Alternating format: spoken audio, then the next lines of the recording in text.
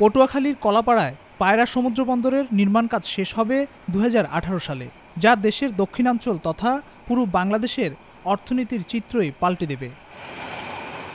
আর এই গভীর সমুদ্র বন্দরের সঙ্গে ঢাকার যোগাযোগ সহজ করতে 240 কিলোমিটার রেললাইন নির্মাণ করা হচ্ছে।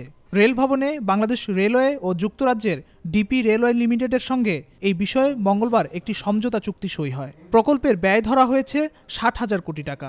2024 সালের মধ্যে কাজ শেষ করার লক্ষ্য ঠিক করা হয়েছে। এই রেললাইন নির্মাণের মধ্য দিয়ে দেশের দক্ষিণাঞ্চলের সবকটি জেলা রেলওয়ে নেটওয়ার্কের আওতায় আসবে, জানালেন রেলমন্ত্রী মুজিবুল হক।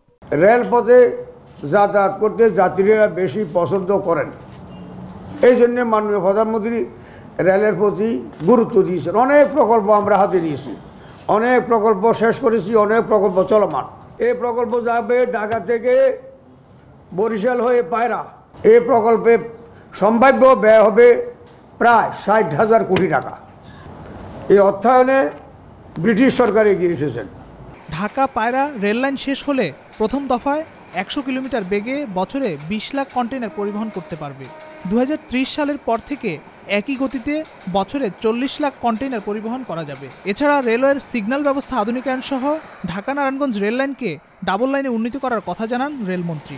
যমুনা নদীর উপর বঙ্গবন্ধু প্যারালাল ব্রিজ করব জায়গার অর্থায়নে।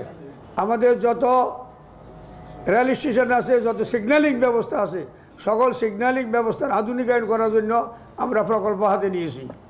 বাংলাদেশে কোনো জেলা রেলের নেটওয়ার্কের বাইরে থাকবে না। অনুষ্ঠানে ব্রিটিশ প্রধানমন্ত্রীর বাণিজ্য বিষয়ক দূত বাংলাদেশি বংশোদ্ভূত রোশনারা আলী এমপি ঢাকা পায়রা রেললাইন প্রকল্পকে বাংলাদেশের জাতীয় গুরুত্বপূর্ণ প্রকল্প হিসেবে মন্তব্য করেন।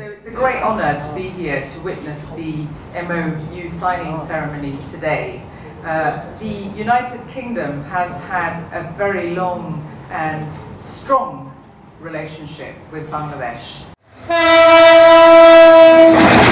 দেশের সবচেয়ে বড় এই রেললাইন প্রকল্প নির্মাণ ব্রিটিশ ডিপি রেলওয়েকে সহযোগিতা করবে China railway construction corporation. Fakhrul Islam, news 24, Dhaka.